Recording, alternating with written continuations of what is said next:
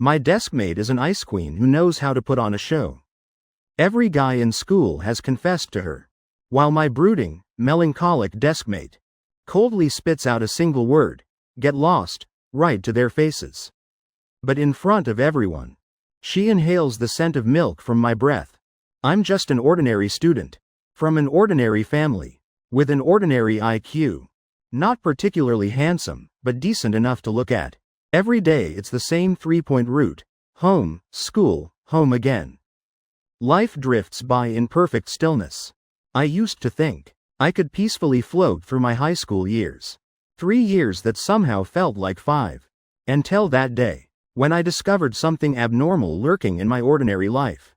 It all started when I entered 11th grade. The teacher assigned me a new deskmate. Her name was Vanessa Liu, a goddess-level top student with exceptional beauty. Silent and brooding by nature. Her whole presence radiating a "don't come near me" aura. An atmosphere of perpetual melancholy. But there was no denying she was stunning. Brilliant too. Still the object of countless guys' affections. Except me.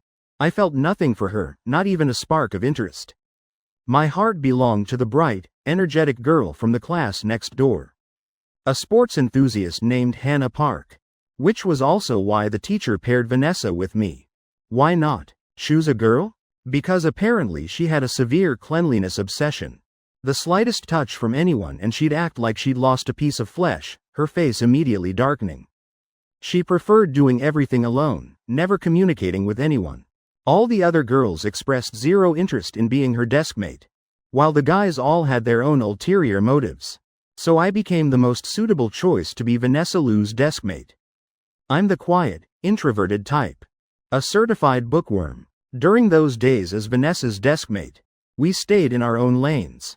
Peaceful coexistence with no greetings, no conversation. Books stacked in the middle of the desk, barely any interaction. No matter how terrible her personality. Every day when she arrived at class, new love letters would appear on her desk. She'd simply tuck them into her bag without a word. At first she'd toss them in the trash, but people would fish them out and read them aloud.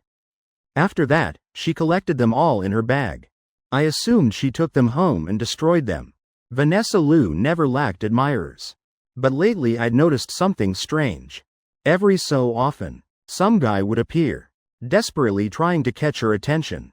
Each time he failed, he'd transform into a completely different person.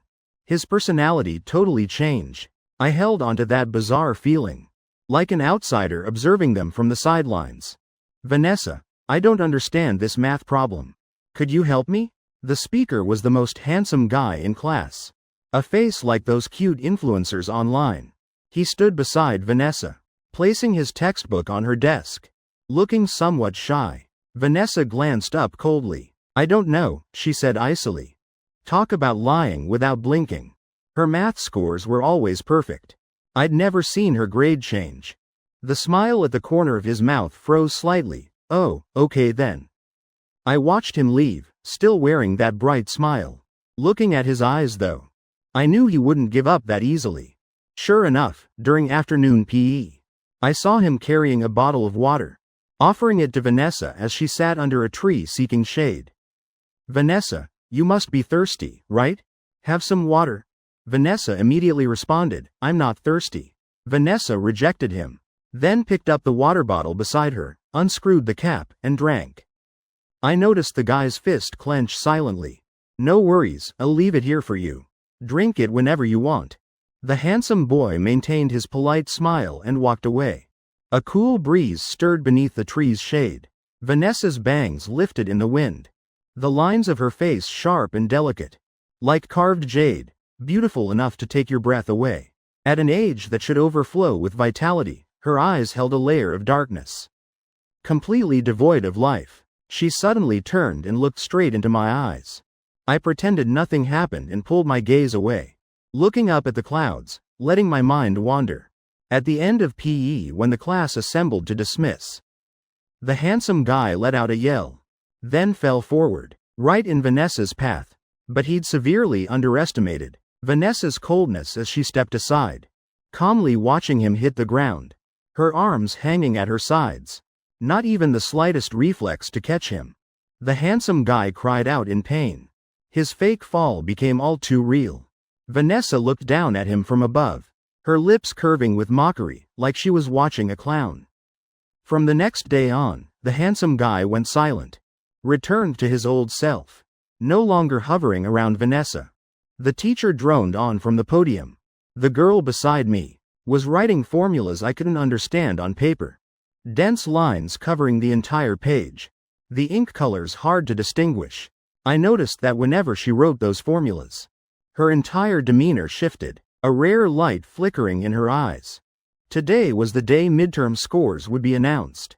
The entire grade buzzed with excitement. Vanessa Liu, who always held the top position, finally met her match. Two people tied for first place appeared. On the rankings board, next to Vanessa Liu's name was a male student's name. Like a dark horse that shocked everyone. The whole class erupted in chatter. Everyone talking about this mysterious new academic genius. Vanessa sat motionless without a flicker of expression. I looked at the math test. That had just been explained in front of me. My score barely reached average. I let out a quiet sigh. My sigh made Vanessa glance over. Her eyes lingered on my score. No contempt in them, no smugness either. Just an incredibly calm gaze. But I still secretly flipped my test paper over. On hers was a perfect score. I truly envied the difference between people. During break, the whole class went outside to exercise. When they returned, a male student blocked Vanessa's path. A face with perfect proportions, sharp features. So handsome there wasn't a single flaw. You're Vanessa Liu, right? I'm the one who tied for first this month. I want to tell you something. Next time, my name will definitely be above yours. The guy arrogantly declared war on Vanessa. Vanessa looked straight into his eyes. I thought she'd be impressed by his appearance. But her gaze flickered with annoyance instead. She didn't even bother responding. Just ignored him completely and walked up the steps. The guy stood there under the crowd's theatrical stares. His face flushed bright red. He shouted at Vanessa's retreating back, Vanessa Liu, don't look down on people. I will definitely surpass you. After that, the guy kept, accidentally, running into Vanessa. Each time looking at her with a proud gaze. His words dripping with determination. I will definitely crush you. He was trying to provoke her. But Vanessa couldn't care less to respond. When the second monthly exam came, everyone eagerly waited, waiting to see how this guy would crush Vanessa. But what shocked everyone was, Vanessa still topped the board. Perfect scores in every subject. Her essay even earned a perfect score. When the guy found out he only placed second, he told Vanessa, you just got lucky. Getting a perfect score on the essay. I won't give up. Just you wait. The guy had barely finished that sentence. When Vanessa, who'd never paid him any attention, finally spoke. Would you just drop dead? Whatever you want to do has nothing to do with me. Vanessa's eyes turned dark. Her tone went ice cold. The guy froze in shock. His face twisted with rage. Then he went silent and never appeared again. I was a bit curious who the next guy would be to show his face. After that, several more appeared, each one using different methods to approach Vanessa, but none of them caught her attention. They all received the same single word, get lost. Among all those handsome guys, there was one with an elegant aura like moonlight through clouds, who left a particularly deep impression on me. His name was Tyler Gao, a transfer student, unlike the others. He didn't rush to Vanessa's face from the start. His first week he made absolutely no move. But I knew he was definitely waiting for an opportunity. Because during his very first self-introduction, his eyes had lingered on Vanessa. For several long seconds, when it was my turn and Vanessa's to be on classroom duty. That day, a girl accidentally took the chocolate bar from Vanessa's desk. It was a gift from some guy. Vanessa hadn't touched it, just left it there. The girl asked Vanessa, someone gave you food again, Vanessa? Are you going to eat it? Vanessa was wiping the board. Without turning around, she replied casually, not eating it. The next second the girl unwrapped it. I'm starving. If you're not eating it, I will. Vanessa turned around and saw the chocolate already in the girl's mouth. Her eyes darkened. She raised the board eraser in her hand and threw it with perfect accuracy at the girl. Chalk dust exploded everywhere. Are you insane? Just because I'm not eating it doesn't mean I said you could. Then the two of them lunged at each other. The next day they were called in by the homeroom teacher. The girl insisted adamantly that Vanessa had attacked first. Vanessa never mentioned the chocolate. The teacher demanded she apologize. She remained silent, essentially refusing. So, the teacher resorted to the phrase students fear most.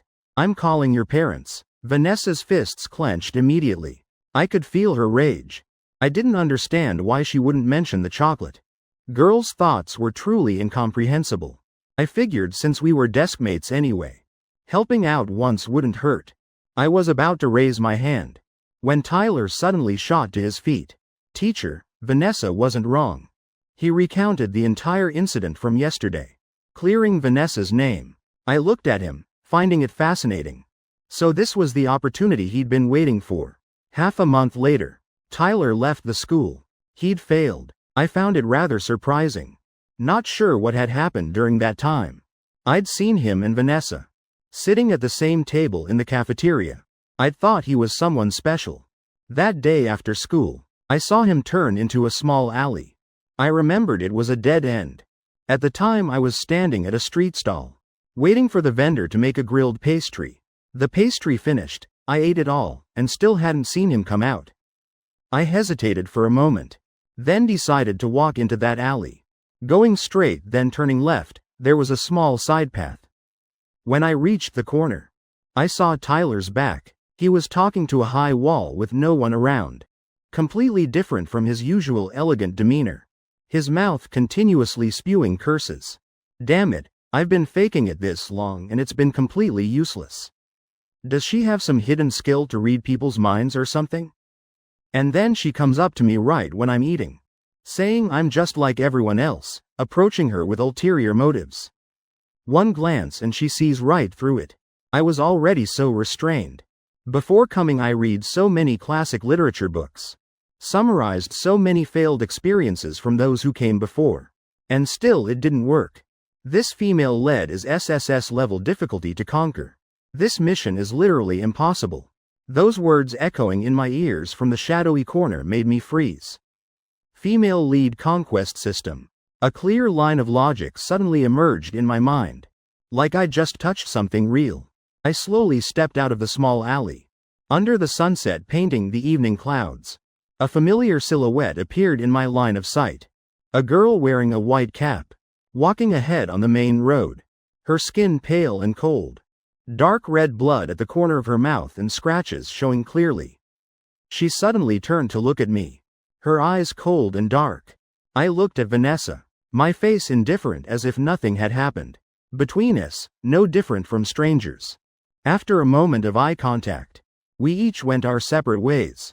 Tyler's words still echoed in my head. I walked on the road home. The corner of my mouth curved slightly. How fascinating. On the banyan tree by the roadside sat a large orange cat. It kept watching my retreating figure. But I had no idea. The next day Tyler said goodbye to the class. He walked down from the podium, passing by Vanessa. His face clearly showing unwillingness and helplessness. The wound at the corner of Vanessa's mouth had healed somewhat, but you could still clearly see the injury left behind. Tyler wanted to struggle one more time. He left a band-aid stuck to the edge of Vanessa's desk. If you're not bleeding, why would you need a band-aid? Is the band-aid just for decoration? I shook my head slightly. Vanessa picked up the book with the band-aid stuck to it, shook it lightly, and the band-aid gently fell to the ground. Tyler's face contorted. He turned back to his seat in frustration. During break I took the initiative to find Tyler, placing a cheesecake on his desk. A farewell gift for you. He seemed a bit stunned. Then hesitantly said, "What's your name again?" "Nathan Shaw? You're Vanessa's deskmate, right? Thanks for the gift." I smiled, not surprised he didn't know who I was. Because in class 1 was rarely prominent, always living like an invisible person. "Let's get dinner together after school." He seemed caught off guard by my sudden enthusiasm. "I'll wait for you after school. Let's go together." As soon as I finished speaking, The class bell rang, not giving Tyler a chance to refuse. I turned back to my seat. This period the English teacher had a sore throat and handed out an oral quiz in class. Halfway through the assignment, I saw Vanessa beside me searching for something. I heard the sound of a pen scratching on paper. Harsh and sharp. I glanced over and saw my deskmate frowning in frustration. I took out a box of pen refills from my bag. Was about to pull one out. Then remembered her severe cleanliness obsession. I paused, then pushed the entire box over. My hand lightly brushed against her uniform. Vanessa looked at me, silent for a moment, then pulled out a refill. I heard a dry, "Thanks." After school I met Tyler at a barbecue restaurant. He seemed a bit tense, because this was the first time since transferring half a month ago that I'd actively talked to him. Opening my mouth right away to invite him to eat caught him off guard. "You're really handsome, and your personality is great too. Lots of people in class like you. I've always wanted to get to know you. Just didn't expect you'd have to transfer somewhere else so soon. I figured I had to talk to you before you left. Hope you don't think I'm being a bother." I explained my abruptness. After hearing me out, Tyler immediately relaxed. He was pleased by my compliments and started chatting with me. "Where do you live? Can we still meet up in the future?" "I live in Seabrook."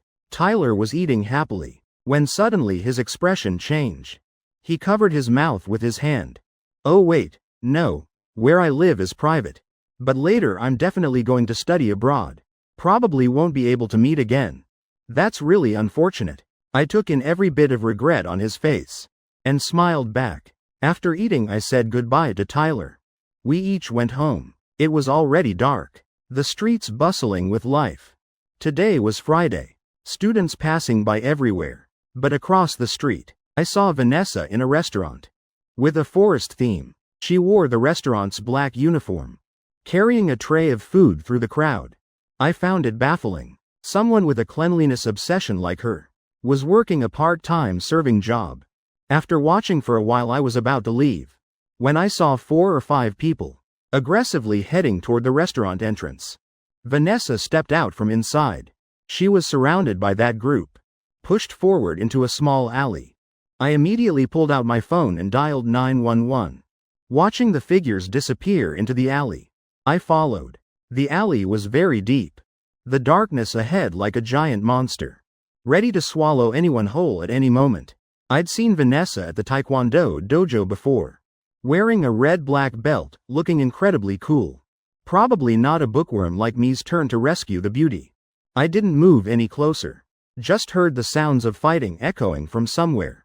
A moment later, the police arrived. They rushed into the alley.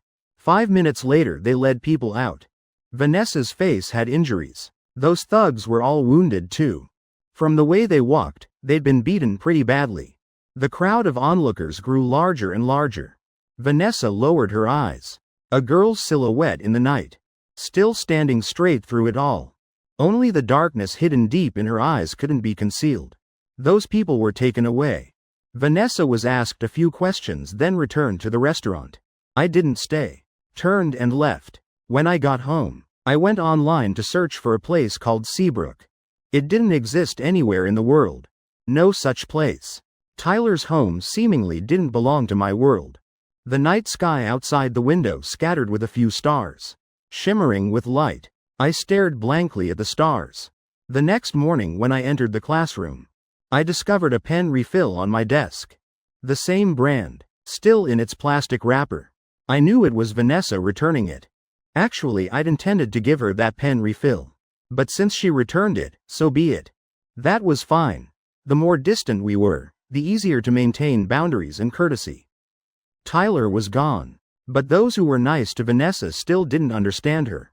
As her deskmate, I could also feel the frustration building up in her. So much it made me uncomfortable too. I was someone who quietly watched the drama unfold, but couldn't avoid being entangled in the trouble. People asking me to help dig for information were like cotton, soft and persistent, but I gently refused them all. Just found it a bit annoying. Next period we had to draw lots to recite an ancient text passage. I read it over and over, could only memorize it halfway decently. I seized the time to review it again. If I couldn't recite it, I'd have to write it out as punishment. I glanced enviously at my genius deskmate. Just as I turned my head, in the middle of the classroom, a male student suddenly fell toward her. She shoved him away. The guy fell toward the opposite direction. Just as Vanessa made that move, her whole body suddenly tilted backward. I turned my head and immediately felt a sharp pain in my nose. Hit by the back of her head. Vanessa turned to look at me, her face showing embarrassment. Then I heard gasps from everyone around. Saw her pupils suddenly contract. A sticky liquid flowed over my lips. The metallic smell of blood spreading in my mouth. I had a nosebleed. I pulled tissues from my bag to stop it. The pain was so bad I shot to my feet. Didn't even look at who the culprit was. Turned and walked straight to the nurse's office. In the nurse's office I'd stopped the bleeding. A shadow blocked the doorway. Vanessa stood there, blocking all the light behind her. She stepped in and paid for my medicine. I didn't politely refuse, just silently watched her movements, then said, "I'm sorry." Vanessa stood in front of me. I was sitting, so I tilted my head up slightly. She lowered her head. Her face, usually so cold, now held a trace of guilt, adding a touch of humanity. I nodded slightly, accepting her apology. On the way back to class we walked one in front of the other. I didn't like the feeling of someone following behind watching me, so I quickened my pace. Passing by the basketball court, Vanessa suddenly lunged forward and pulled me. A ball nearly flew right at me. A male student ran over to grab the ball and apologized to me. The unfamiliar feeling and the pull at my wrist made me look down at Vanessa's hand gripping my wrist. I frowned slightly. She immediately let go, pressed her lips together and said, "Be careful." "Thanks," I said, then continued to class. Passing by the stairwell corner, I wasn't surprised to see her heading toward the bathroom. Truly someone with a cleanliness obsession. Probably scrubbing her hands vigorously right now. Water in the bathroom flowing through her palms. The girl in the mirror, head bowed watching the water flow through her fingers. Her gaze somewhat dazed. Returning to class, I sat for a long while before Vanessa came back. My nose still ached. Luckily the recitation part had passed. I felt somewhat relieved. I endured until the dismissal bell rang. I grabbed my bag and left immediately. At the entrance to my neighborhood, like always, under the lush banyan tree sat a large orange cat. With a round head, big bell-like eyes staring straight at me. No idea where this cat came from. Plump and round, its fur sleek and shiny. Looked like a house cat. I'd been seeing it a lot lately. Not sure if it was my imagination, but I always felt every time we met it stared at me intently. Like now, eyes glued to me. I never liked cats. Had no intention of going over to tease it either. That night after my shower, I pushed open my bedroom door, and the scene at the window made my heart pound. A cat's head poked through the window bars. Behind it, pitch black night. Our eyes met, just like a horror movie. The cat jumped into my room. I steadied myself and walked toward it. It was the large cat from under the banyan tree at the entrance. I was a bit worried, not knowing how to chase it away. "Hello, Nathan Shaw, was I dreaming?" I actually heard a cat open its mouth and speak human language. Something about Messenger Eju. It was introducing itself. The large tabby cat named Eju told me a secret. About this world. About Vanessa Liu. Every world has a main character. The main character is the center of the world. Every action affects the operation of that world. And in the world I'm living in, Vanessa Liu is the main character. According to the original Destiny, Vanessa Liu was a genius girl who carried darkness in her heart due to family circumstances. She suffered from depression and an eating disorder. Always alone, a main character living in such darkness should meet a male lead warm as sunlight, who would save her, finally soothing her wounded soul. Together heading toward a beautiful future, closing with a perfect ending. But the trajectory of fate underwent a massive change. Because there was a transmigrator. The male lead had been replaced by that transmigrator. But that transmigrator fell in love with someone else. Didn't follow the original Destiny line. In the end the world collapsed. The divine intervened to salvage the world. But another problem appeared. Vanessa Liu didn't love the male lead at all. She developed according to destiny, creating a new era. But when standing at the peak, she committed suicide. The world collapsed once again. After that, the divine salvaged it many times. But still couldn't change the ending where Vanessa chose the path of suicide. The world mutated from collapsing too many times. In the previous world iteration, the divine discovered the male lead line had been crushed to death by Vanessa's will. The male lead no longer existed. So the divine came up with a method, summoning task takers from other worlds to transmigrate into this world, to try to influence her, replacing the original male lead line. But because the world kept collapsing and regenerating over and over, continuously reborn, it seemed Vanessa had gained some awakened consciousness. She was extremely sensitive to outsiders, always able to see through the hidden motives behind their facades. Her defenses incredibly strong. No matter how many task takers came, they all failed and returned. The cat's mouth kept opening and closing. I listened silently, surprised but not shocked, because Tyler had already made me suspicious before. So then, why tell me all this? I looked at the tabby cat calling itself a Jew. Cutting off its words, it paused slightly, seemingly unable to understand my unusual composure. Because we want to ask for your help. As expected, secrets aren't free. I don't want to. I refused without hesitation. You haven't even heard me out yet. A Jew waved its claws. I stood up, sat down at my desk and opened a book. Not planning to pay attention to it, A Jew immediately jumped onto my desk, its butt pressing down on the text in the book. If you agree to help, then when this world, from continuously collapsing, being reborn and repeating until it completely vanishes, this destructive force will spread to other worlds, causing danger, affecting the safety of other worlds. Young man, you must save the world. This world is counting on you. I looked at the cat fur fallen on my desk, slowly speaking. Haven't you already sent task takers? You saw it yourself. Those people don't even get a chance to approach her. A Jew sighed. So why do you think I could do it? A Jew said this morning. Was because I also showed vague signs of awakening. I'd discovered Molly's secret, and she knew it. She'd been silently observing me for a while, and believed I was very suitable to become this time's chosen one. The reasons were several. First, I was Vanessa's deskmate, occupying an advantageous position. Second, Vanessa treated me more courteously than other male students. I wasn't someone from another world. She wouldn't suspect me. Someone and another celestial messenger told a Jew they would help me. Finally, I was a side character, to the point of not even having a clear, distinct destiny line. That so-called path of fate.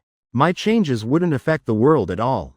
A Jew tried hard to persuade me, listing a series of plans, even eagerly placing its cat paws on my hand, acting incredibly passionate. I remained silent, completely unmoved. To me, Vanessa was just an ordinary classmate. I didn't want to take on this mission. Didn't believe I could do it either. If she could erase the male lead, then she could erase me too. Moreover, the words, save, and redeem, were too heavy. Saving others is also redeeming yourself. I refused a Jew's request. It pestered me for quite a while. Finally gave up helplessly. My life remained normal as before. 3-point route. School, home, sleep. The only thing causing ripples were those coming to conquer Vanessa. I was like an audience member standing outside, silently watching them hide secrets in their hearts. The relationship between Vanessa and me remained the same. No interference with each other. Calmly coexisting. That situation continued until senior year. We were still in the same class. The homeroom teacher was the same one from junior year. Under the teacher's arrangement, Vanessa became my deskmate again. Our relationship hadn't changed at all, still maintaining that courtesy and distance. Perhaps because there were too many failed task takers. During this period, things around Vanessa became completely quiet. The tense life of senior year, for a mediocre student with average intelligence like me, was truly immense pressure. Struggling through studies bit by bit, Vanessa was like a rare panda. receiving special attention from the teachers. Everyone tacitly understood she'd already set foot in a prestigious university, just waiting for the final exam. The last 2 weeks before the exam, the school organized graduation photos. That day Vanessa didn't show up. They searched everywhere but couldn't find her. In the end, everyone took photos as planned. The commemorative photo missing her. Why didn't she come? I didn't know either. When exam rooms were assigned, she and I were placed at 2 different schools. On exam day, on the same bus, I ran into Vanessa again. The bus was packed with people. 9 out of 10 were students going to take exams. Even the aisle was crammed full. Vanessa sat in the first row. When she saw me, her eyes lingered on my ankle wrapped in bandages. I embarrassedly scratched my nose. A few days ago I'd sprained my ankle playing ball. Vanessa stood up, giving me her seat. I was genuinely surprised. She gripped the handrail, standing right beside me. I looked up at her.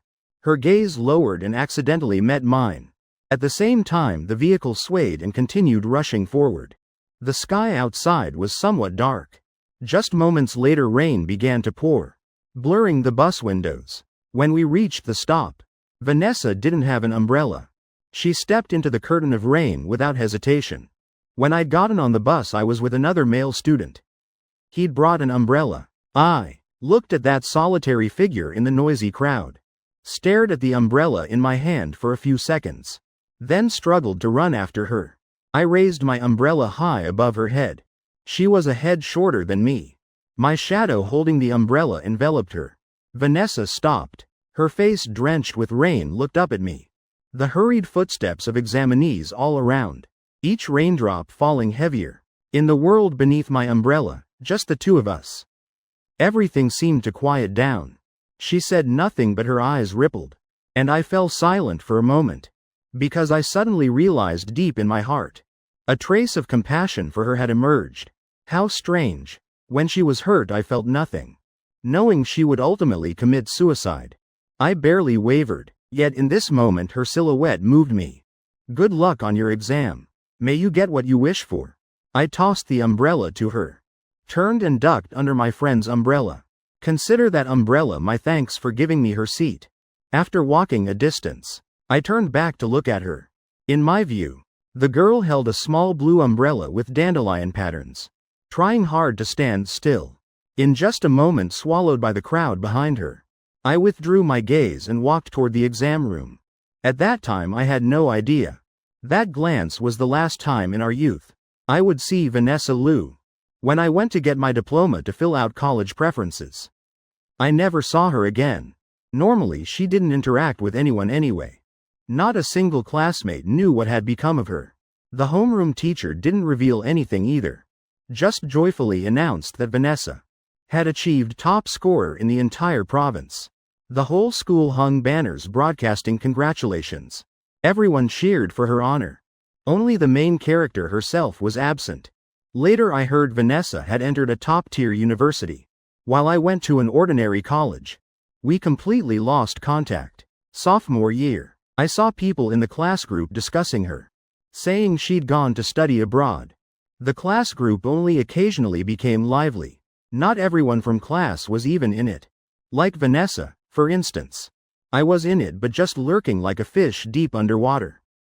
A Jew once said she would create a new era, become someone incredibly formidable. I was somewhat curious what kind of era that would be. Life continued to pass peacefully. I still lived like an ordinary person. The year of my graduation internship, a company called Anonymous suddenly appeared, announcing they'd invented the world's first fully immersive online game. In just 2 or 3 short years, this immersive game called New World had taken the entire world by storm, triggering a wave that defined an era. And the person who developed it, Vanessa Liu, suddenly became famous everywhere. That name echoed through every corner. News articles plastered countless titles on her. Online, myths and worship flooded everywhere, accompanied by all kinds of rumors being dug up. Anonymous sources continuously leaked information, pushing her background before the public's eyes. I know her. She was the campus beauty at my school. I was in the same class as her. She's been a genius since childhood. Knowledge truly can change the world. I heard her family was very poor, living in the dirtiest, poorest slum in the city. I'm her neighbor. Back then she was truly pitiful. Her parents' marriage was unhappy. Her father was a terrible person. When she was still in school, she frequently worked part-time jobs. I heard the family was very poor. Financially, they mainly relied on her mother. In the internet age, personal information was easily excavated. Immediately discussions about Vanessa flooded every media platform. But just days later everything retreated quickly. All information related to her background was suppressed. But none of that affected Vanessa. She still had countless fervent admirers. A Jew once said Vanessa's family background was terrible. But he didn't tell me the specifics. This was the first time I indirectly learned about her family situation. Though online there was plenty of exaggeration. It probably wasn't too far from the truth. In my memory she was always silent and alone. Between her brows always melancholy and coldness. What exactly had she been through? That pain only she could truly understand. Sometimes I'd sit staring blankly at the calendar. I didn't know when Vanessa would choose to end her life. Or if this time things would be different. Whether any task taker had succeeded. Whether she'd abandoned that desperate decision. Whether we could ever meet again. The hospital reeked of disinfectant. I held my annual health checkup report, preparing to leave. At the elevator entrance the red digital numbers were jumping. After waiting a while one finally stopped. When the elevator doors opened, I suddenly froze. In that cold metal box stood a woman in business attire. An icy demeanor. Our eyes met from all directions. Those eyes were so cold. But that familiar face, though no longer bearing the youthful features of years ago, I still recognized her. For several seconds I stared at Vanessa in a daze. The elevator doors slowly began to close. A slender, clean hand reached out, blocking the closing door. The elevator opened again. I stepped inside, adjusting my emotions, smiled lightly and greeted her. "Hello, Vanessa, it's been a long time." She looked at me intently, her eyes flickering slightly. After 5 seconds of silence, the air completely still. When I thought she didn't recognize me, she spoke. "It's been a long time. Nathan Shaw." She said the name Nathan Shaw very slowly, as if reminiscing, contemplating. I nodded lightly. Nothing more. Between us, it seemed we weren't the type who could chat intimately. This one greeting used up whatever deskmate sentiment remained from years ago. That familiar atmosphere, yet not awkward at all. 9 years since we'd last seen each other. The girl from back then had now become a successful woman with a powerful presence. Had any task taker succeeded? Now that she was brilliantly successful, did she still have negative intentions to end it all? From the corner of my eye I caught the light from her, but was drawn to a silver ring on her hand. She was married. The elevator opened. We stepped out together. I was about to politely say goodbye, when Vanessa said something that surprised me greatly. "You don't play New World?" I repeated that sentence twice in my mind. She hadn't asked if I played or not, but stated affirmatively that I didn't. How did she know I didn't like playing games? I didn't press into the meaning behind her words, just casually made up some reason. I truly had never played New World. But it wasn't that I wasn't curious, just that it was too expensive. Though fully immersive games had become widespread, the technology no longer unfamiliar, becoming an indispensable part of many people's entertainment. But its cost was too high. Not everyone could afford it. Normally I didn't play games anyway. That simple interest wasn't enough to make me open my wallet. I'd rather buy a few more books to read. There were also experience shops. Just that I'd never gone. But being asked this by the main character herself, Vanessa looked at me. For the first time I felt somewhat embarrassed in front of her. Fortunately my phone rang, breaking the gradually freezing atmosphere. I took a car and left first. I answered the call, then turned and walked out the main entrance. Getting in the car I rolled down the window. Vanessa also walked out. She stood at the entrance. Before her was a black sedan parked there. For a moment our eyes met through the car window. Memories of our youth settled with the passing years, suddenly stirred by a gust of wind, floating and swirling in the sea of consciousness. The emotion of reunion after long separation. Only now did I slowly feel it. This reunion with Vanessa. When I got home, I had a dream. In a room without light, Vanessa stood on an empty balcony. She raised her hand looking up at the night sky. A moment later, the world collapsed. She fell from on high, falling into a bottomless dark abyss. She closed her eyes and smiled. The next moment I jolted awake. In my view was the morning light, shining through the window onto my desk. It was a dream. This was the first time I dreamed of her. The images in the dream brought a feeling of oppression and sadness. I'd always had a premonition I'd see Vanessa again. Just didn't expect we'd meet again so soon.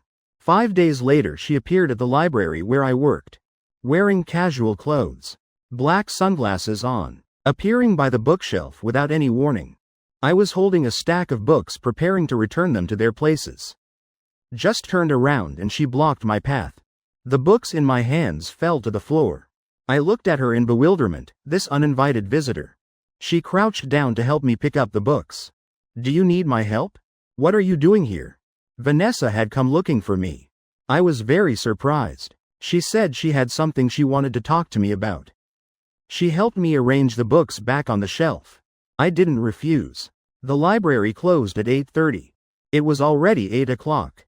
Inside the library was very quiet. Only the sound of breathing could be heard. The smell of paper and ink in the air became particularly clear. And a faint fragrance from her. Next to the library was a Chinese-style tea house selling traditional tea. We sat facing each other. I took a sip of tea then spoke first. What did you need to see me about? From earlier until now, Vanessa had been holding a craft paper bag. Now she placed it in a corner on the table. Then gently pushed it toward me. Open it and look. I took it uncertainly and opened it. An item both familiar and foreign, like a stone, stirred the sea of memories within me. A blue folding umbrella lay quietly inside. At the handle, still hung the green cord I'd tied on. It was the umbrella I'd given her on college entrance exam day that year. Never expected after all these years she'd kept it until now, just waiting for the day to return it to me. I recalled making a heart-shaped gesture with her once. Back then she'd responded too, owing no one any favor. Even insignificant little things. Sincere but ultimately futile. The umbrella borrowed back then, now returning it to you. I'd never thought to ask for this umbrella back. But those words now were unnecessary. Superfluous, so I just nodded and replied, okay. Are you married? I changed the subject, testing to see if any player had succeeded. She followed my gaze down to the silver ring on her index finger. Calmly said, no. This ring is the key to start new world. I laughed lightly. Not only had I never played the immersive game she developed, I didn't even know the basic accessories. The tea in the cup was nearly empty. I picked up the teapot and poured more, also refilling her cup. Steam from the tea spreading through the air, mingling with the warm dim lantern light above, dispersing somewhat the cold, dark aura that had surrounded Vanessa all these years. She moved the joints of her fingers holding the teacup. Are you living well? I raised my eyebrows. This greeting sounded somewhat strange. Or maybe hearing it from her mouth felt hollow. Pretty normal, pretty good. I smiled. She looked at me deeply, then raised her teacup and drained it. Perhaps it was an illusion. Or perhaps from the tea's steam. Her eyes momentarily carried a hint of poetry. We didn't have much to talk about. After returning the umbrella and drinking tea, she stood up to say goodbye. This library area was very deserted at night. The darkness thick as ink. Opposite was a bustling commercial district. Neon lights illuminating the entire night sky. Just one street apart, yet like two completely different worlds. Outside the tea house, under the streetlight, Vanessa's silhouette became clearer. In that moment, I felt a tear in time and space. That figure overlapping with her image from my teenage memories. The image of her death in my dreams suddenly flashed in my mind. A bitter, choking sorrow welled up from my heart. I withdrew my gaze, discovering she'd left her sunglasses on the table. Vanessa, I called out to her. She stopped and turned to look at me. I ran over and handed her the sunglasses, casually adding, forgot to congratulate you. I'll try out New World. 3 days later I received a package. Inside was New World's headset and ring. The sender's address was anonymous company. Obviously Vanessa had sent it to me. I was stunned. Apparently my hesitation had been seen through by her. I intended to say thank you, but discovered I had no way to contact her. I looked at the instruction manual and put on the New World headset. This was my first time entering the New World. Felt like stepping into a parallel dimension. Aside from electronic guidance sounds in my head, and the transparent screen before my eyes, everything was incredibly realistic. New World used real name login. I directly skipped the information registration step, because there was already an account prepared for me here. Player number 1. So that's why Vanessa asked if I hadn't played New World yet. This account until this very moment had never had any usage traces. In New World I received 2 letters. Both were letters from Vanessa. The first was birthday wishes. This New World package was a gift she gave me. The second letter's content was very simple. About that umbrella. She was waiting for me to log into New World. Waiting to return it to me. She had arranged everything, but never expected. I had never once touched New World. I exited the New World game. Then went online to search for information about her. An extremely famous article about Vanessa appeared right before my eyes. A reporter asked why New World's symbol was a blue paper umbrella, along with dandelion seeds floating. Did it have any special meaning? She only answered it was her inspiration. Many netizens speculated whether it was related to someone she loved. In the interview description, Vanessa was silent for a long time, then slowly answered, "I often think of her. When I remember, my mood gets better too. I don't know if that feeling counts as liking or not." I stared at those words, reading them over and over again. In my heart arose a powerful Jen Dong Jen Han. Vanessa likes me? How could that be possible? I shot to my feet, looking out the window where the sky shimmered with light, my mind in chaos. A meow startled me awake. I looked down at the lawn to see the familiar plump orange cat, Eju. It had been many years since I'd seen him. Now coming to find me again. Not sure what he wanted. I was about to open the window to let him in. My hand just touched the glass, when suddenly a sensation of weightlessness engulfed my entire body. I collapsed to the floor, feeling something inside me rapidly disappearing. Instinctively, I felt the taste of death covering me. In my blurred vision I saw Eju jump in through the window. He rushed toward me, right at the moment before vanishing. I heard Eju's voice full of fury, "Damn it. One step too late. My 27th birthday was the day I died." Noise echoed around my ears. My head heavy. My blurred vision gradually became clear. A group of people surrounded me, their mouths constantly moving, saying something.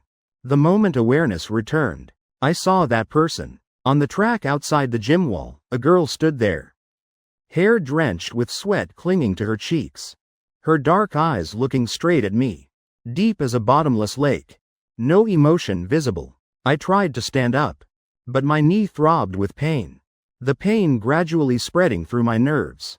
Looking at my scraped, bleeding knee, my ankle swollen, I looked around at all those young, vibrant faces. Beside me was the PE teacher directing the students. Memory gradually returned. I remembered. This was the 800-meter run test in senior year. Back then I'd fallen right before the finish line. I had been reborn. This world had restarted once again. But why this time? Did I retain memories from my previous life?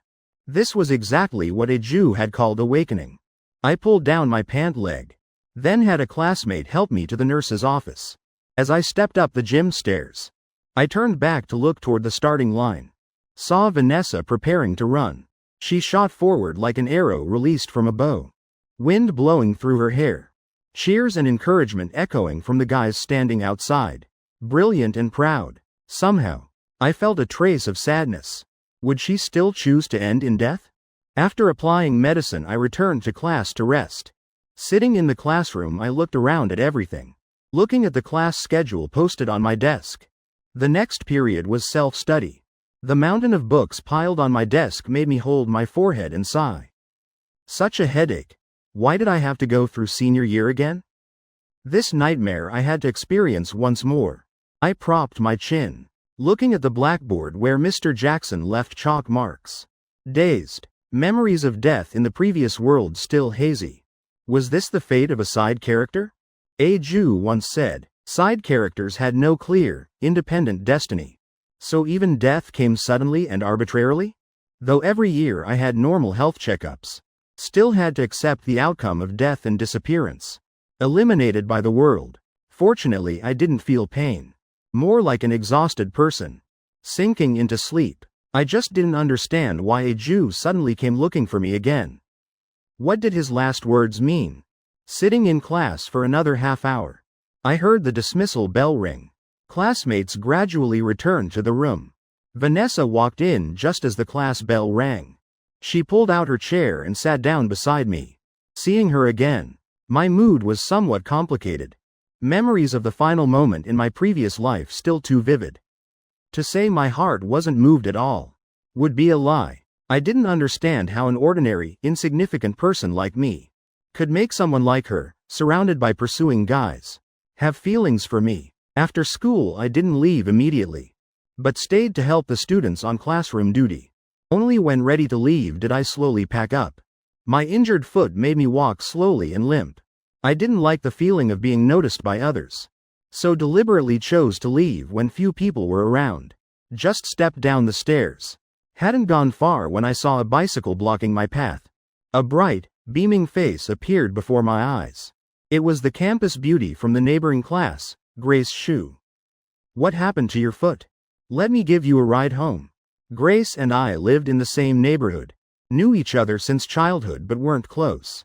From kindergarten through high school. Had been classmates a few times.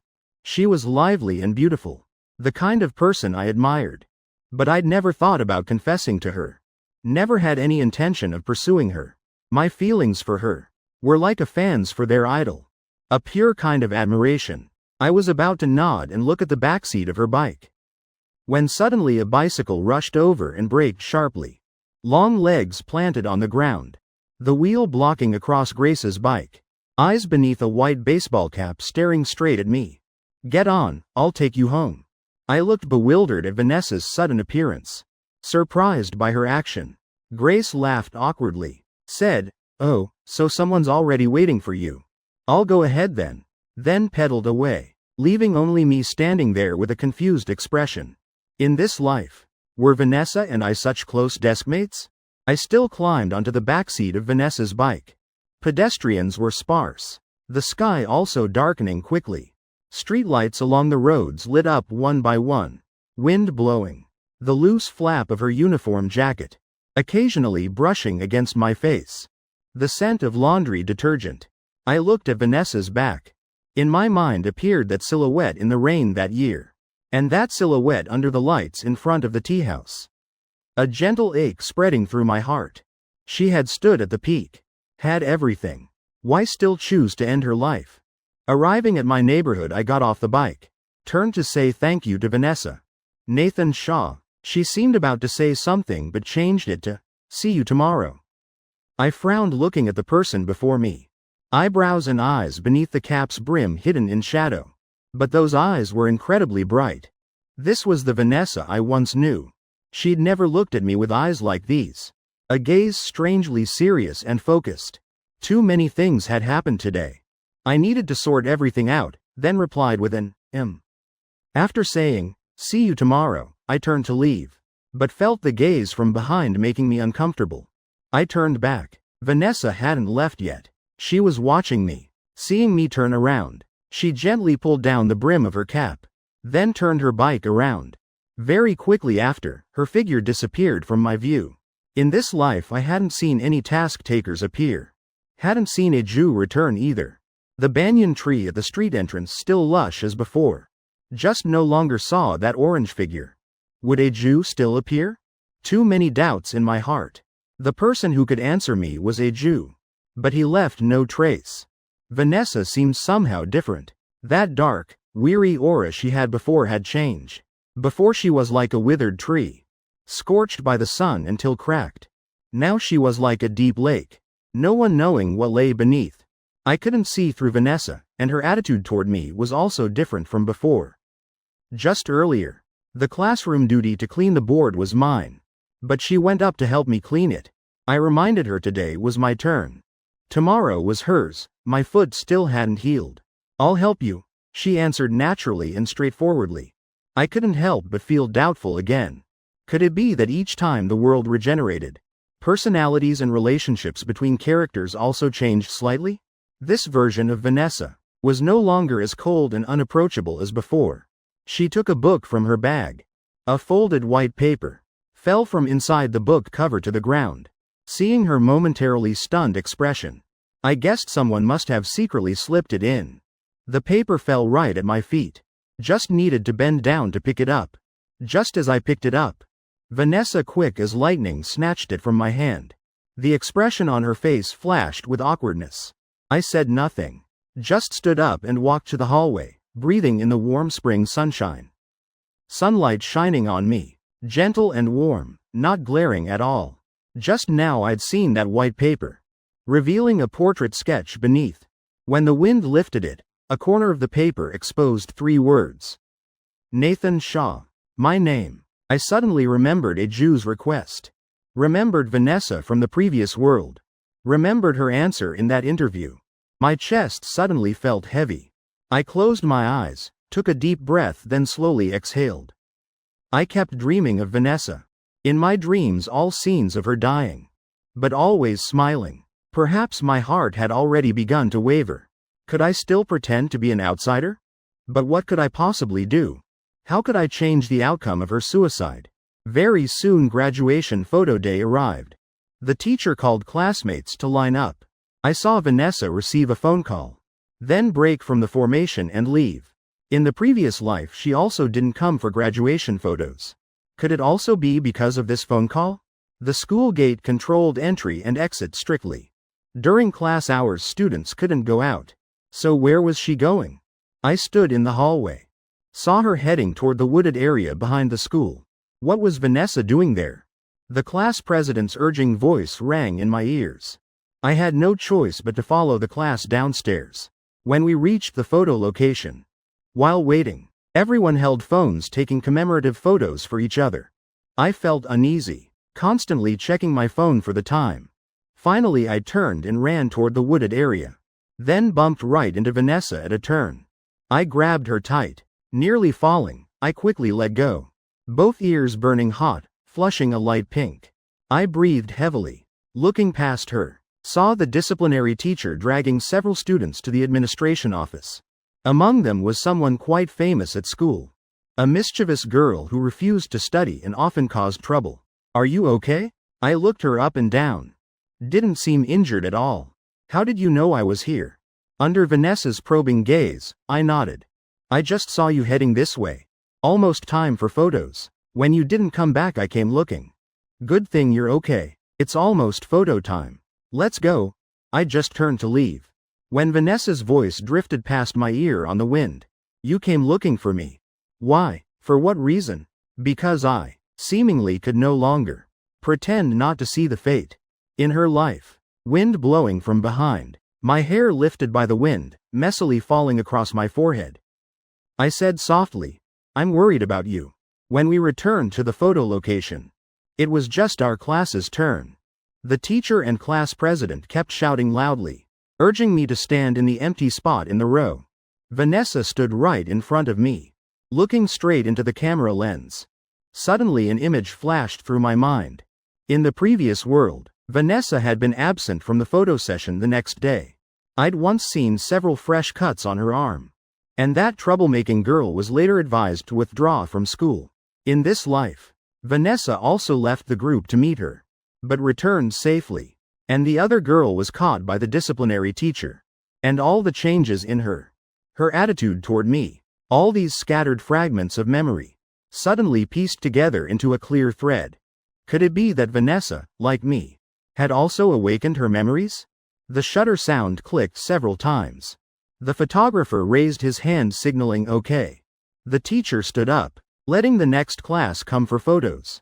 I was pulled aside by some guys to take a few more shots.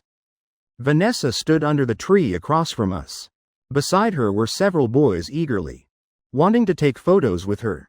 After taking a few shots, I heard Grace's laughter. I walked closer. "Can I take one with you?" Grace nodded happily. "Of course." I handed my phone to a friend to help take the photo. Standing next to Grace, I raised my hand in a V sign. "Remember to send me one later." "Yeah," I smiled and nodded. "Got it. Let's take one together." Vanessa had somehow appeared behind me. In her eyes held a trace of anticipation. "Sure," I answered. We stood beside each other, only half an arm's length between us, because doubt was rising in my heart that she'd awakened her memories. I instinctively leaned slightly, looking up at her, sensing my gaze. She also looked back. In the moment our eyes met, her gaze flickered slightly. A few seconds later withdrew. The photographer returned my phone to me. This one turned out beautifully, on the screen. Had perfectly captured the moment we looked at each other. I added Vanessa to my contacts, then sent her the photo. She stared at her phone for a long time. I saw the corner of her mouth curve slightly upward. The next morning at school I made an excuse, going to the teacher's office to ask for an extra practice test, and ran into the disciplinary teacher sitting drinking tea. I suddenly remembered yesterday's incident. For a moment didn't know how to start. "Hello, teacher." The disciplinary teacher nodded slightly at me. I took a few more steps forward. "Yesterday my classmate Vanessa Liu almost got bullied in the wooded area. Lucky you were there just in time. Saved her in time. Really thank you so much. Vanessa is my deskmate. I'm very worried about her." The disciplinary teacher angrily scolded that troublemaking girl. Then told me, "Good thing your friend Vanessa called me beforehand." "She called you?" Through the conversation with the teacher, I roughly understood what happened yesterday. There was someone fairly close to Vanessa. That person called to arrange a meeting with Vanessa. Vanessa heard something abnormal in their words, so had called the disciplinary teacher first. The teacher had taught her, even visited her home. Still had her phone number. Mentioning the home visit, the disciplinary teacher sighed. I took the test paper and returned to class, organizing in my head what I just heard. Everything was clear now. Vanessa in the previous life had been betrayed by that friend. So this time she'd planned to strike first. Indeed, she had awakened. Everything from the previous life she remembered clearly. The disappearance of the task takers and Eju. Was it related to her awakened memories? Carrying memories back. Would she this time continue making the world disappear? June. College entrance exam day. This time, I didn't run into Vanessa on the bus. The weather still gloomy with rain. The last day after finishing the exam. The bus at the stop took forever and still hadn't come. Probably traffic from the college exams. I opened the map to check. From here to home there was a shortcut.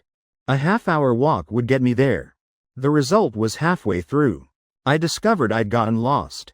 I sighed helplessly. Bought a popsicle and some lollipops at a roadside stand. Then turned back to follow the correct route. That shortcut passed through an old residential area. Looking at the map while eating the popsicle in my hand. Turning through several small alleys. A cat's meow caught my attention. An orange cat sat on a fence, its fur soaked from rain. I tried calling out, "Is that you, Eju?" The cat glanced at me, then jumped down and ran off. I hurried after it. Couldn't see the cat anywhere, but saw someone familiar. Outside a wall covered in ivy stood a girl. No umbrella, rainwater streaming down her face. The moment she saw me, she smiled. I walked closer, holding the umbrella over her head. "What's wrong? Do you like getting soaked in the rain?" She was always like this, appearing before me miserable and pitiful, making others ache for her. I spoke to Vanessa, then saw her staring at me intently, the corners of her eyes gradually reddening. Her lips moved. "Nathan Shaw, do you know I've always been waiting for you? I kept thinking if you didn't appear, I would give up bothering you. But if you've already appeared, can I be a little greedy?" I stepped back. "Vanessa, what are you saying? I don't understand." Vanessa turned and lunged into my arms. In her dark expression held a deeply earnest plea. "Nathan Shaw, please don't like someone else, okay?" She raised her hand to touch my face. My voice trembled slightly. Her gaze inches away. overflowing with sorrow and longing, yearning and then missing. Just in that instant, a cascade of memory fragments flashed through my mind. The painful sensation felt like being tortured by a splitting headache. I suddenly pushed Vanessa, sending her falling to the ground. Then turned and ran. Rain kept falling without end. I ran forward. Behind me, the girl stood frozen, clenching her fists. Getting home. When I opened my bedroom door, I saw a Jew. He was crouched on my chair. We meet again. I walked to the chair and sat down. Nathan Shaw. The cat I saw when I ran into Vanessa. It really was you. Why? A Jew lightly licked his front paw. It's a long story. Let me show you this. Once you see it, you'll understand. A Jew opened his mouth and spat out a strange shimmering bubble, slowly floating toward me, then vanishing at the center of my forehead.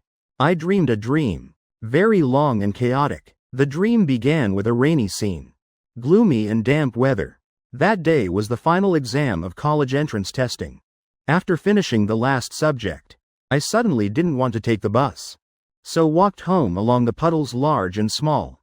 On the shortcut, I turned into an old apartment complex. Under a wall covered in ivy in a small alley, a girl leaned against it.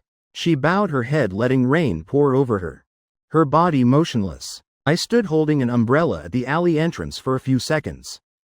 Perhaps my gaze was too obvious. The girl suddenly looked up at me. That face was very familiar. It was my deskmate, Vanessa Liu. I turned to leave, not approaching but continuing forward. When passing a small convenience store, I suddenly stopped. I bought another umbrella, then turned back into that alley. I came before Vanessa, sat down, raising the umbrella in my hand to cover her. Raindrops pattered down on the umbrella surface. Vanessa slowly raised her head, her eyes hollow. On her pale face, the rain's sheen made her seem even colder and more distant. "Are you okay?" I spoke, breaking the silence. She stared at me, then suddenly broke into a strange smile. She said she was dead. Vanessa pointed at her own body. "My biological father, you know? I'm so happy." She smiled while tears fell. I watched the suppressed emotions churning in her eyes. Slowly said, "Don't stay in the rain, it'll hurt your health. Getting sick costs money for doctors and medicine." Probably because my tone was too casual, Vanessa froze. "Don't you think I'm terrifying and cruel? I don't really understand your family. Don't fully understand your true feelings either. So I can't judge anything." I opened the other umbrella, placed it over her shoulders, then stood up. "There's a 24/7 convenience store ahead. If you don't want to go home, go there. It's pouring outside. I'm leaving." I turned my back and slowly walked out of the alley. The scene changed. I saw Vanessa as an adult, standing in a cemetery, her fingers lightly brushing across my memorial photo. A man in a black windbreaker appeared behind her. "Does it hurt? Do you want to save her and change her fatal destiny?" So he was the transmigrator who'd stolen the male lead's position. The person named Grace had died. He believed he'd changed destiny, causing Grace's death. So he hoped Vanessa would help him. He revealed his transmigrator identity and disclosed the secret that Vanessa was this world's main character. He told Vanessa that my death was caused by his interference. He had taken the main character's identity, so could never escape being arranged by fate. At certain times encountering Vanessa, to avoid being pulled by destiny's path. He'd thought of many methods, even had others replace the main character role, to have them meet Vanessa. But all failed. Then in another coincidental instance, I accidentally replaced him, appearing just in time to meet Vanessa. He discovered that as long as I followed the main character's storyline, he wouldn't be controlled by fate anymore. After that, the successive meetings between Vanessa and me, he was the one behind pushing them forward. I was naturally indifferent by nature. Being good to Vanessa was purely from kindness, goodwill from my essence. To me it was just an insignificant small matter. Yet ironically, I became the person who brought Vanessa warmth, making her develop feelings and obsession toward me. In the first world, after graduation we occasionally still wrote letters to each other. Half a year after the New World interview, Vanessa arranged to meet me. I agreed, but stood her up. The next meeting was at my funeral. The transmigrator told Vanessa. As long as she stepped out of the world, this world would collapse. The divine would appear to save the world. Everything could start over. I could also return to my rightful place. Vanessa agreed. In the second world, then the third, I was still purged by the world and died. At the moment I departed, Vanessa would recall memories from the previous life. Multiplied pain tormented her. She finally understood. My death had nothing to do with the transmigrator. In this world, I originally couldn't live past 27. She raised her head looking at the sky for a long time. The corner of her mouth pulled into a cruel, resolute smile. Immediately after, the world shook, beginning to disintegrate and collapse, the moment I opened my eyes. My tears had already spilled over.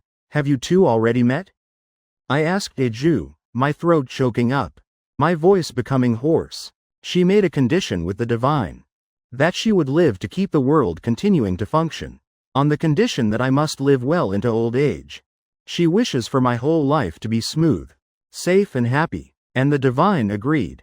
In the previous life Eju noticed that I was always behind the scenes, along with the task takers recalling each world, searching for the reason Vanessa committed suicide. He discovered that in every world, after my death, Vanessa would follow in suicide. So he came looking for me, but was still one step late. Eju stood up abruptly. Oh my. I brought you to meet her. Told you the truth, so you'd know about her sacrifice. I hate this so-called forced aesthetic. I stroked Eju's ruffled fur, crying and laughing at once. Eju, thank you for telling me. Vanessa continuously committing suicide was because of me. She continuously bore the pain of my death, using repeated self-destruction to exchange for the chance to negotiate with the divine. So I was the one she kept saving all along. The day we received graduation photos, I saw Vanessa again. This time she stood on the auditorium stage, receiving everyone's applause. After the ceremony I chased after her figure, but couldn't find her anywhere. I walked through the classroom building, just thinking I didn't know where she was when turning down the stairs. I met her coming up with one foot on a step. She looked up, her dark eyes quietly watching me. I descended the stairs step by step, standing before her. That day I scared you. I'm sorry. She lowered her eyelids, hiding the emotion in those eyes. I bit my lip, the corners of my eyes stinging. Who gave you permission to sacrifice your life for me? Vanessa suddenly looked up at me. You know everything. I met Eju. Her eyes looking at me so gently. It has nothing to do with you. I did it willingly. How can it have nothing to do with me? Every time you died I remember so clearly. The image of you smiling as you leapt into the abyss carved deep scars in my heart. Do you know, I once agonized over rejecting Eju's plea in the previous life. You made me feel like a wretch. I lunged forward and grabbed her tight, holding her firmly in my arms. My hands wrapped around her shoulders and neck, tears falling and soaking her skin. Vanessa raised her hand and patted my back gently, softly comforting. Nathan Shaw. Don't cry anymore, Vanessa. Thank you. Originally I didn't want to say thanks. It sounded too light. But I realized that besides those two words, I couldn't give her anything else. I'd just casually given her a candy. Yet she traded her life for me. Today was the winter solstice. The air filled with the smell of rice balls and dumplings. My roommates came from all over, gathering together to celebrate the festival. This was my first year of college. Vanessa and I studied in 2 different cities. After that confession, we didn't start dating. I needed more time to give her an answer. At that time I was truly confused. I wasn't sure if my feelings for her were gratitude and pity, or genuine affection. We kept in regular contact, just messaging about trivial daily matters. Mostly she sent about her things. I sent about mine. Rarely flowing conversations, mainly sharing life. Strange yet harmonious. I bit into a soft white rice ball. Just took one bite. When my phone rang, I looked at the incoming call notification in bewilderment, my hand trembling slightly from nervousness. For half a year Vanessa and I had only texted, never called. This was the first time she'd called me. I answered. In the middle of winter my palm burned hot. Hello. Nathan Shaw. I've come to find you. I'm downstairs at your dorm. I threw on my padded coat and went out. Seeing the blue scarf hanging on my bed frame, I grabbed it immediately, then rushed downstairs. Vanessa wore a puffer jacket, appearing in my line of sight. She was truly beautiful. No matter where she went, she stood out. It was very cold. These past days it had been snowing. Her hair and shoulders covered in white snow. The two cities we lived in weren't too far apart, but even one trip took over 3 hours. I knew why she came today. Are you cold? I raised my hand to brush snow from her hair. Cold.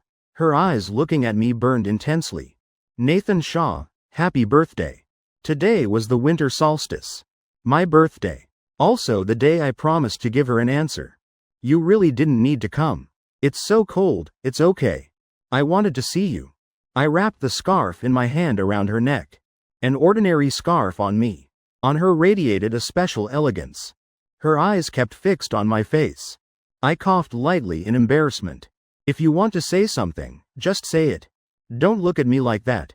Vanessa smiled softly. She placed her hand on mine. Nathan Shaw. Can you like only me? Yes, I answered without hesitation. I pulled her into a tight embrace. By my ear was her relieved breath. Obviously between us were thick layers of clothing. Surrounded by cold air, but in my heart incredibly warm. I liked Vanessa Liu. The very moment I saw her, my heartbeat had given me the answer. She would no longer be lonely. I would always be by her side. This time we would definitely live well. The end.